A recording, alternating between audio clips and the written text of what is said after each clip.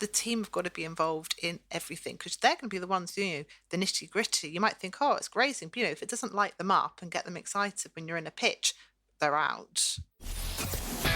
It's the eCommerce Master Plan podcast, here to help you solve your marketing problems and grow your e-commerce business.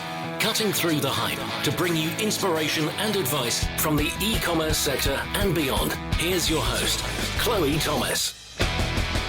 Hello and welcome. It's great to have you here. Thank you for hitting play and choosing to listen to one of our inspiring guests.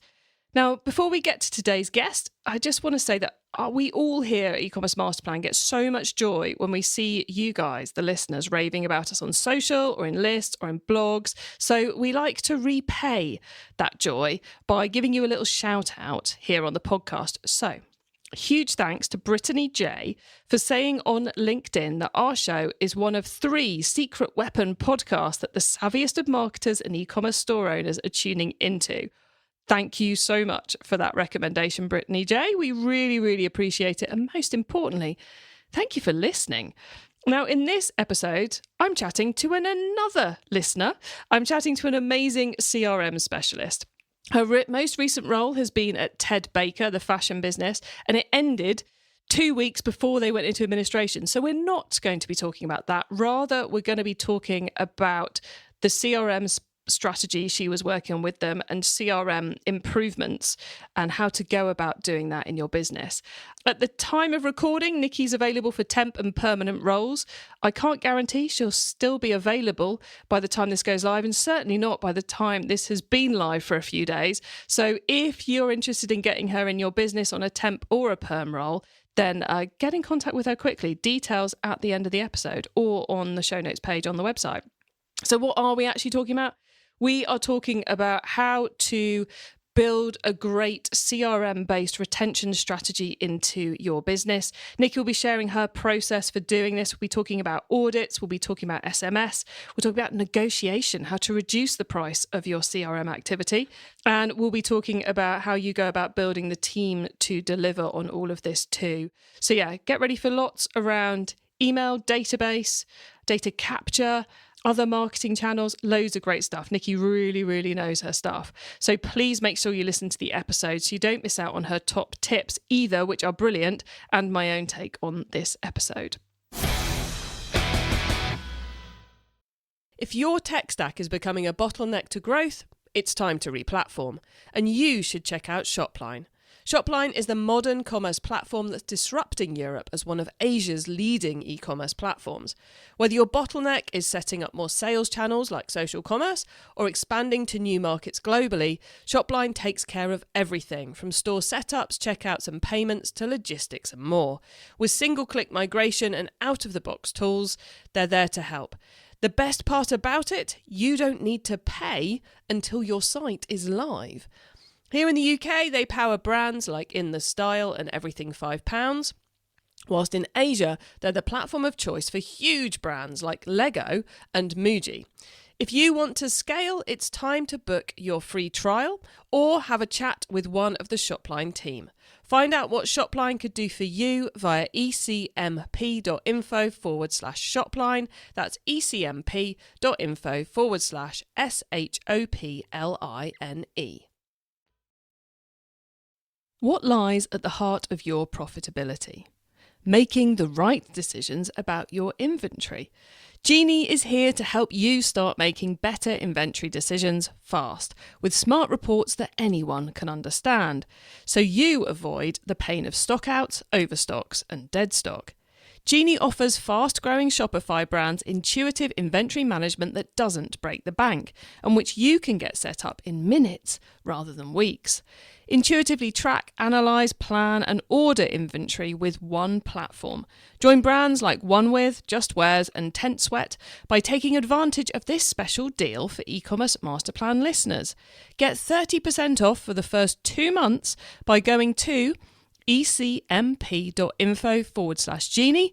That's ecmp for e-commerce master plan.info/Jeannie, Genie.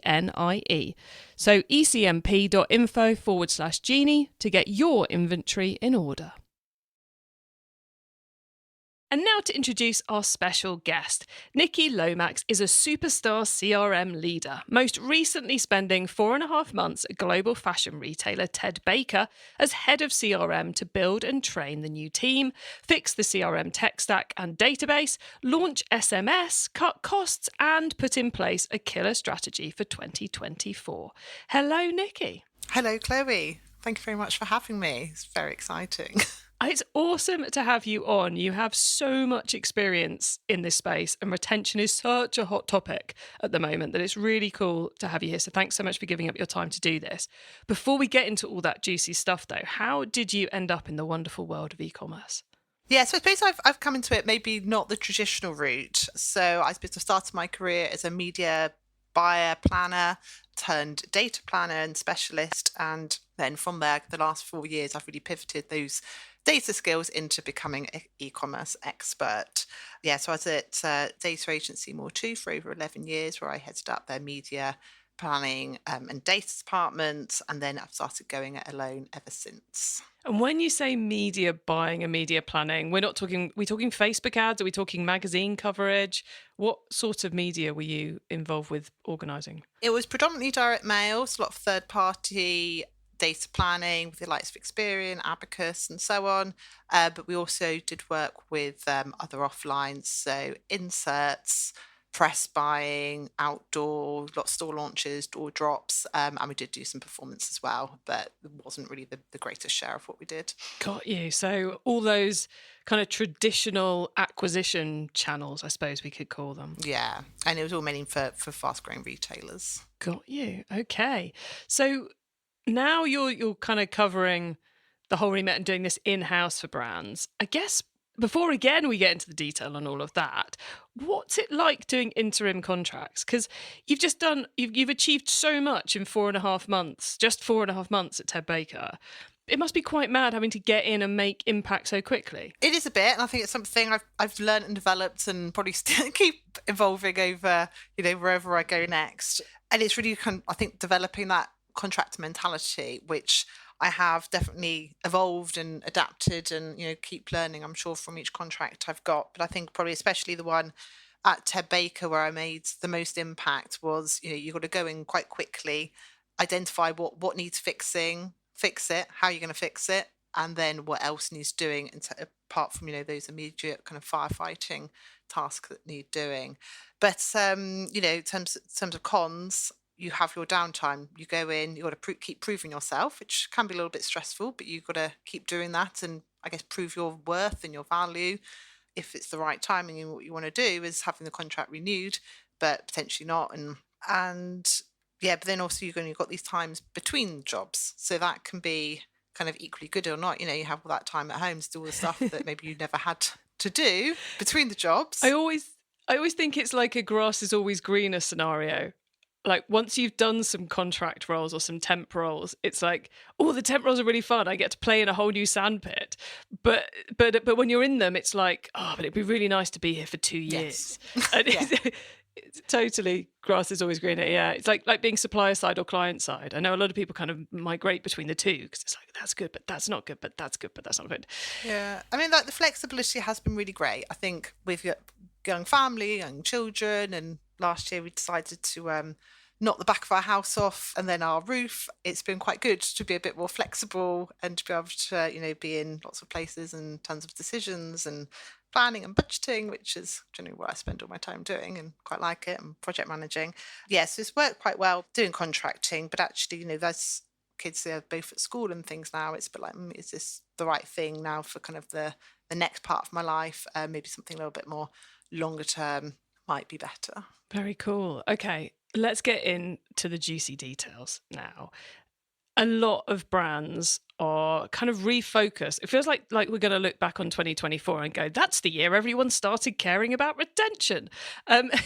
Obviously, as a CRM specialist, that's your bread and butter, is dealing with these kind of things. Why do you think there's so much renewed focus on the email, the SMS, the direct mail, the database side of things in retail at the moment? Well, I think, to be honest, in all honesty, from the brands I've worked with especially the last year, I think people are just getting totally fed up with all budget going into, or majority of budget into Google and Meta, you can't see what's going on. It seems to be getting more and more of a big black box. CPAs going up, and it costs so much to recruit a new customer now. And it's like, well, actually, hang on, what are you doing with those people that you've actually recruited? And I think people are waking up more to the fact, you're like, right, okay, so we've got these customers.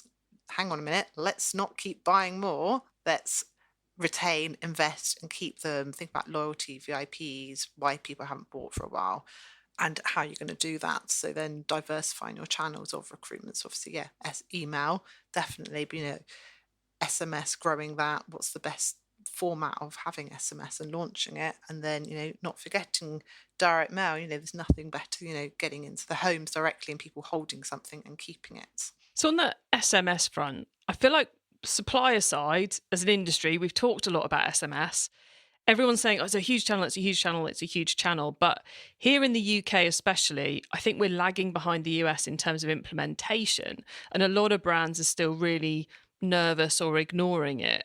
Is it, for you, you mentioned it there, so is it like a go-to, no-brainer addition? And if so, what do we need to know not to screw it up? I think you need to get in there quite quickly. So it's a really high converting channel if you make it work, if you don't bombard your customers. I mean, one very premium brand, I get an SMS from them literally every other day. And I'm like, I've probably clicked through once, actually, I wouldn't say never. But it's like, well, that's too much. That's costing them a huge amount of money. And I still haven't bought from them. It's too much. So you've got to get the right strategy. You don't want to be annoying customers, but actually there's quite a lot of standout now in people's SMS inbox, which you can't really get on email. But actually people, will only sign up to a certain number of brands at one time. So I think the magic number is about 7 SMS companies that someone will sign up to. So I think if you want to be part of that mix, you probably want to do it soon until someone realizes, oh, I've signed up to enough SMS. My text box is now getting full up. I don't want to have any more. But you've also got to kind of have the right way of doing it, of how you want to grow at that time. So, well, obviously SMS has been around for ages. So it's weird that this is like this new channel, because actually we've all had text like way before WhatsApp. I find it a little bit odd. But you need to kind of work out, basically, do you have the resource and the capacity to learn and to do it yourself in-house? And you can do it through your ESP, but it's quite basic. You can kind of integrate it quite well, though, with your triggers and flow emails.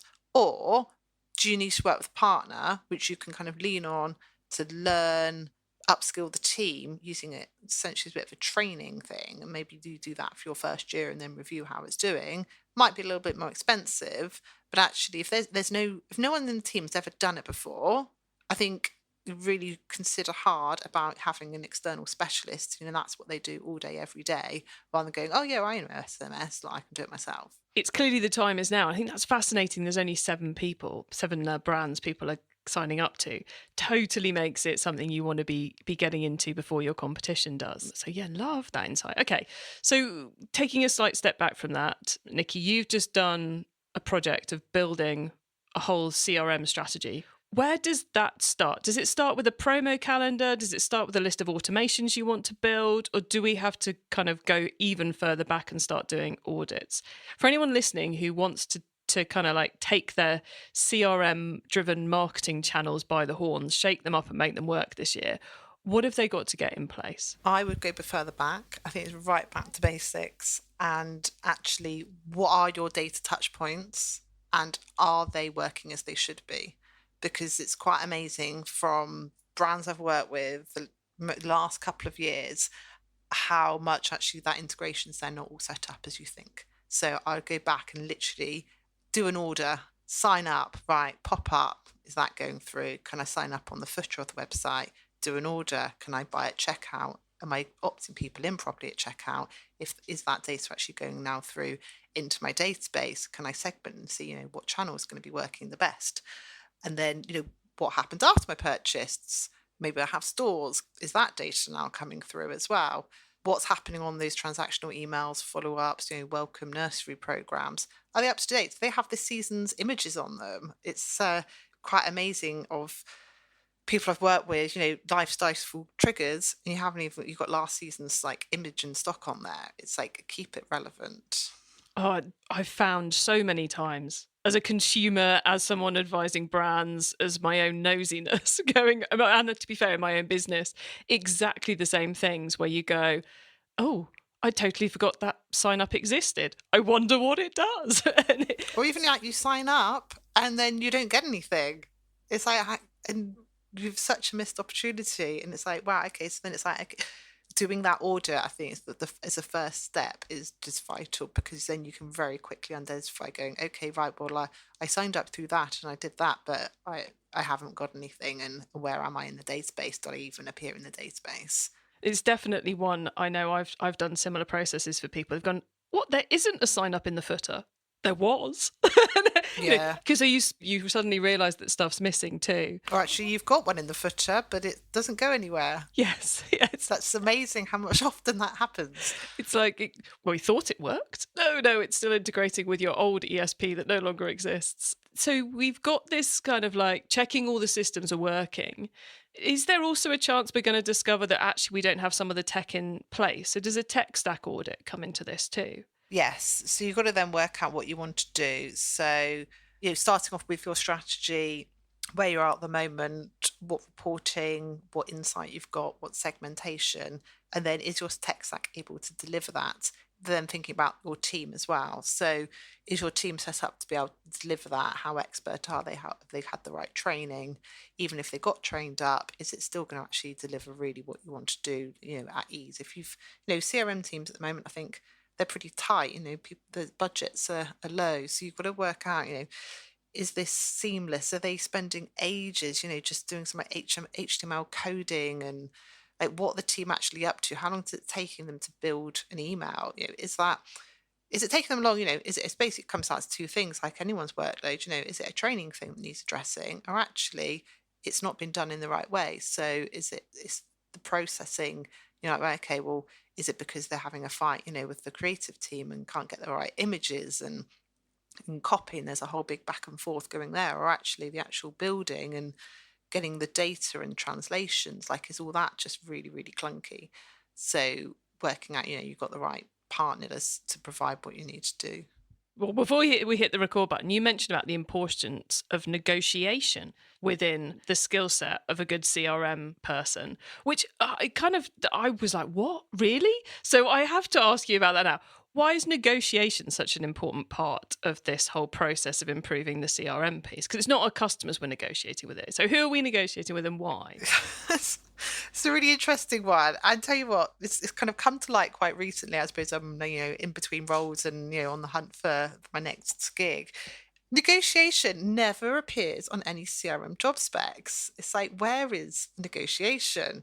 However, what I've spent 4 out of the kind of 4.5 months at Ted Baker doing was pretty much negotiating. So looking at every supplier, the costs, the contracts, what's going on. I'm like, hang on, like, this is a really needed skill. So if you're, we led a RFP for a new ESP, budgets are limited and you need it to go as far as possible.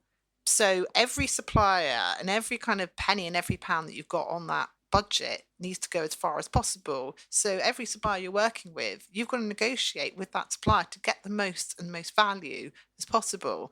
So, and that's not, you've got the commercial and contract side of things, but there's also, are you getting the most from those suppliers and those relationships? So what added value? Are you getting the right amount of time? Are you pushing them? Are you kind of understanding everything that they're delivering and all the strategy? So this is quite a big thing, I spent time at Ted Baker doing, and actually the team were like, wow, Nicky, you like on that call, like you really kind of kept pushing and pushing until you kind of really understood what was happening. But I think from having my like media buying background and negotiating kind of data buys of several million when I was at More Too, it's like, well, you need that buying part. Negotiation is actually a skill that's not really that's needed. So, even with like direct mail, where I've done a lot of that in the past, negotiation is really important, because you're talking with so many different suppliers and print and paper, your postage, but all of those things need negotiating. But yet, CRM, you're not asking for a negotiation skill, but you're actually spending a huge amount of your time buying. You saying all of that, Nicky, reminds me of back when I ran catalogue mailings for a UK high street retailer. I spent so much effort negotiating. You know, we had like sealed bids. We went through the detail of every little bit of each contract to work out how we could shave a few pence off here, a few pence off there. And I feel like when it comes to the digital channels, I think maybe it's because the SaaS world, we get so used to chucking in a credit card and signing up on a site that the whole idea that we could negotiate an email, you know, an ESP contract, or we could negotiate an SMS service contract, just kind of flies out the window. You've obviously been, you know, put a lot of focus on that recently. Did it deliver results? Massively, yeah. I mean, it's like you're given an SMS cost and you work it through and do your comparison against other leads. And you know, well, hang on. If you even like get that down by like a couple of penny and you're sending out, you know, a few million SMS a year, you're like, wow, what that difference is going to add up pretty quickly. Many SaaS people listening will hate me for saying this, but if you're working for a known brand, high street brand, respected brand, that there's a good chance that supplier might want on their website homepage, might want a case study with, you've got another lovely big stick to get them with in the negotiation. You know, you want us on your system, you want to be able to claim us as a client. What can you do for me? It's definitely a question I'd be asking. And there's other people out there and you can walk away. Yes, exactly. Sorry, SaaS people, but it's true. Anything else we should know about before we go into a big CRM retention project to set ourselves up for success, Nicky? We've obviously talked quite a lot about tactical things and data integrations and different channels, but actually there's a kind of a big elephant, I suppose, in the room that maybe we haven't spoken about. And that's obviously like the team. And I think it's really important. I think, you know, the level I'm working at as a kind of senior CRM is, you know, not being a manager and you're a leader of the team. You know, you are the leader of your ship, essentially. And I think it's just so important, like the collaboration of everything you're doing is keeping the team involved, you know, that they have their say in the creation and development, because, you know, ultimately they're going to be the ones delivering it. So, you know, if you're looking out, you know, doing an RFP for your email service provider, it's like the team have got to be involved in everything because they're going to be the ones doing, you know, the nitty gritty. You might think, oh, it's grazing, but, you know, if it doesn't light them up and get them excited when you're in a pitch, they're out. You know, they've got to be involved, and have your strategy sessions, you know, every quarter, review it, what's going on, take them on the journey. And if they're not on the journey, then none of it's going to work. E-commerce Master Plan is supported by some of the greatest companies in the e-commerce sector. Here's a reminder of who they are. If your tech stack is becoming a bottleneck to growth, it's time to replatform, and you should check out Shopline. Shopline is the modern commerce platform that's disrupting Europe as one of Asia's leading e-commerce platforms. Whether your bottleneck is setting up more sales channels like social commerce or expanding to new markets globally, Shopline takes care of everything from store setups, checkouts and payments to logistics and more. With single-click migration and out-of-the-box tools, they're there to help. The best part about it, you don't need to pay until your site is live. Here in the UK, they power brands like In The Style and Everything £5, whilst in Asia, they're the platform of choice for huge brands like Lego and Muji. If you want to scale, it's time to book your free trial or have a chat with one of the Shopline team. Find out what Shopline could do for you via ecmp.info/Shopline. That's ecmp.info/SHOPLINE. What lies at the heart of your profitability? Making the right decisions about your inventory. Genie is here to help you start making better inventory decisions fast, with smart reports that anyone can understand, so you avoid the pain of stockouts, overstocks, and dead stock. Genie offers fast-growing Shopify brands intuitive inventory management that doesn't break the bank, and which you can get set up in minutes rather than weeks. Intuitively track, analyse, plan and order inventory with one platform. Join brands like OneWith, Just Wears and Tent Sweat by taking advantage of this special deal for e-commerce Masterplan listeners. Get 30% off for the first 2 months by going to ecmp.info/Genie. That's ECMP for eCommerce Master Plan.info/Genie, GENIE. So ecmp.info/Genie to get your inventory in order. It's time for the top tips round. Okay, I love this section because it gives me and our listeners some really quick ideas for taking our businesses to the next level. Nicky, are you ready for the top tips? Okay. Cool. Okay, the book top tip. If everyone listening to this podcast agreed to take Friday off and read a book to make their business better, which book would you recommend? Right, I think as most people do, I've got two. One of them, without sounding too cringy, I would actually really recommend your book. So Yay! when I started doing the kind of contracting consultancy after being with an employer for a really long time, it was also after a maternity leave, and I needed to kind of upskill quite quickly. And I bought a couple of books, and one of them was your how to get traffic that buys to your website. So it's actually really good, back to basics, get knowledge back again and get me going, which was worked really well alongside your podcast. Before we get onto your second book, I'd just like to say to the audience, one of the things I absolutely adore about that book is that half the world calls it how to get traffic that buys to your website, and the other half of the world calls it e-commerce marketing. Yeah, I think that's where I was stumbling on what I was saying. I'm looking at the title going, what's that actually called? Yeah, it's kind of mad. I don't know how that's happened, but it's very cool because on Amazon, if you type in either of those phrases, it recommends my book, which is very cool. So sorry, totally, Chloe, reveling in your adoration of my book moment there. Let's get over that and let's find out what your second book recommendation is, please, Nicky. My other one is The Job Search Playbook by Andrew McCaskill. Now, if people who don't know Andrew McCaskill, definitely look up on LinkedIn. He's one of these LinkedIn, I don't know, masterclass or something you call it. He does loads of live talks about job searching. But what he makes a really big thing is, he's got it as the footer on his book, saying the leader's guide to accessing the hidden job market. Now, all the roles I've had in the last 4 years, which most of them have actually been repeat business or renew contracts, they've all been through the hidden job market. Ooh, there's a top recommendation for anyone looking for a new job, because I must admit, back when I was employed, my last job came through the hidden job market, and such an easier recruitment process. It's quicker, it's referrals, it's this book, every time basically I've probably read this about 5 times, this book, and it's always a bit of a thing of how far into the book will I get it before getting my next gig.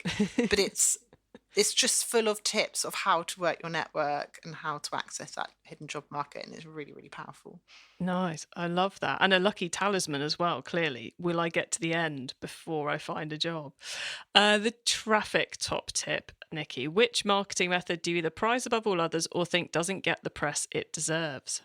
Right, so little answering this probably slightly indirectly, but I would actually just say just check your integrations work would be my top tip. Don't assume that they are all there. So, the pop-up footer is men's and women's, going to men and women's, you sending the right thing to the right people. So actually, my top tip would be get your basics right and keep them up to date. Oh, such important advice. I'm so glad you've had that one because, so many. Anyway, before I rant off on it, let's go on to the tool top tip. Maybe a collaboration tool, a social media plugin, a phone app, or just a way of working. Is there a cool little tool you use that makes you and your team more efficient from day to day? I talk about reporting and having that automated into your inbox every morning. So you don't have to go off and do things.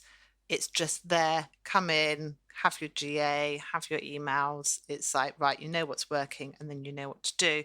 My second thing would say, no meetings before 9:30. So you've actually got time to look at that, work out if there's something that needs fixing quite quickly, get your head together, make a cup of tea, and then get going. Oh, 2 brilliant pieces of advice. Yeah, it still amazes me how many people don't automate their reporting. It's you could spend so much time putting together a spreadsheet, or you can just get it in your inbox. So simple. Finally, carbon top tip. What's your favourite way to reduce the carbon footprint of an e-commerce business? One bit on your DM, I think it's really important. There's a bit of a thing about paper, but actually it's absolutely fine if it's used correctly and sensibly. So I think showing off all the carbon credentials on their FSC, logos, World Lunch Trust, all those things. From a digital point of view, I would say on emails, don't have double opt-in. It uses up more energy and no one converts. So it's like a double ridiculous thing to be doing. I love that one. And I totally agree. Nicky, before we say goodbye, I know you're at the point of recording, you are currently looking for your next contract. So if someone is going, yes, we need Nicky's help, how do they go about getting in touch with you about permanent or temporary roles? Yes, so please look me up on LinkedIn as Nicky Lomax. And then also you could drop me an email at nicky@lomaxmarketing.co.uk. At the moment, concentrating on lots of kind of informal chats, networking, speaking to people. So please just drop me a note, and love to hear from you. Brilliant. Thank you so much, Nicky. I suspect you will be snapped up very shortly because why wouldn't you be? So everybody get through to Nicky fast if you want to get her involved in your business. Nicky, thank you so much for being on the e-commerce master plan podcast today and for being so cool, sharing so much with us. We really, really appreciate it. So thank you very much for being here. Thank you for having me.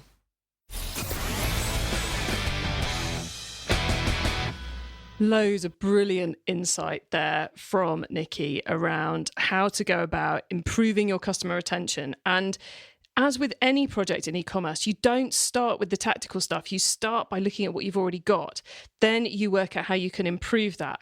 And that may well be those systems-y, process-y stuff she was talking about around teams and leadership and negotiation of costs. So important at the moment in our industry. Really, really cool advice from her across the board, really. And that SMS one, definitely one. If you've got the bandwidth to do it, the systems in place to do it, well worth a look. But please don't send your customers a message every other day. It will not work for you. And it will cost you a small fortune because SMS is a lot more expensive than email. You can get your hands on the notes from this episode, including her top tips and links to the things we mentioned by heading over to ecommercemasterplan.com/podcast or use our direct episode short links. That's ecmp.info/the number of this episode, and that will take you straight to the correct page. When you get to the website, please do add yourself to our email list so you don't miss out on any of the other things I share to help you improve your business. Like our e-commerce explored webinar series where we recently covered returns. I'm assuming there's plenty of fashion people listening. You definitely want to have a watch of the replay of that one. If you like this episode, then do make sure you check out all our fashion episodes at ecmp.info/fashion. And if you, like Nicky, are a listener to this podcast who's thinking, maybe I could use this podcast to unlock the hidden job market, get in touch. Always interested to hear from people with great expertise in the space. You can apply to be a guest at ecmp.info/guest. And thank you so much for tuning in to this episode of the e-commerce master plan podcast. I bring you a new interview every week because I want to inspire and help business owners like you to succeed and thrive with your businesses, including progressing along the path to net zero. So if you know someone this show can help, please tell them to listen to the e-commerce master plan podcast. I hope you have a great week and don't forget to keep optimizing. Thank you for listening to the e-commerce master plan podcast. Find out more at ecommercemasterplan.com/podcast.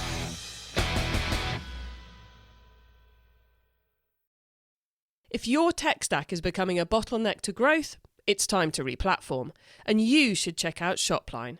Shopline is the modern commerce platform that's disrupting Europe as one of Asia's leading e-commerce platforms.